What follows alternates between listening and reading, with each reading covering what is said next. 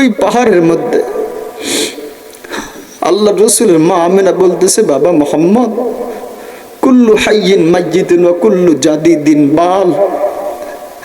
প্রত্যেক নতুন জিনিসকে পুরাতন হইতে হয়, আর প্রত্যেক জীবিতকে মৃত্যু বরণ করতে হয়। 6 বছর বয়স।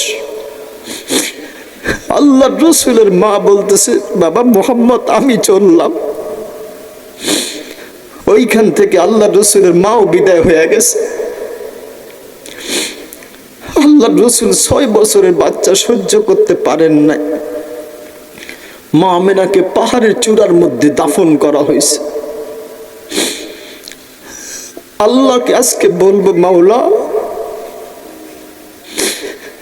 তুমি যেরকম দেখছো আল্লাহ, গানের প্যান্ডেলের মধ্যে যেই তোমার বান্দাগুলো ছিল, আল্লাহ কুদরতি নজর দিয়ে তাকায় দেখেন, আপনার বন্ধুর আলোচনা শুনতে দেরি, এদের চোখের মধ্যে কেন পানি? আল্লাহ আপনি বুঝতে তো আর দেরি নাই, তোমার নবীর ভালোবাসাই যুবকদের মধ্যে আছে। এই হীরাপুর উত্তর পাড়া, এদের মধ্যে নবীর প্রেম ভালোবাসা যদি না থাকতো, চোখের মধ্যে পানি কেন মাওলা? আল্লাহ রসুলের মাকে যখন পাহাড়ের চূড়ায় দাফন করা হয়েছে, আল্লাহ রসুল 6 বছরের বাচ্চা হাইটা হাইটা ওইখানের মধ্যে উঠছে।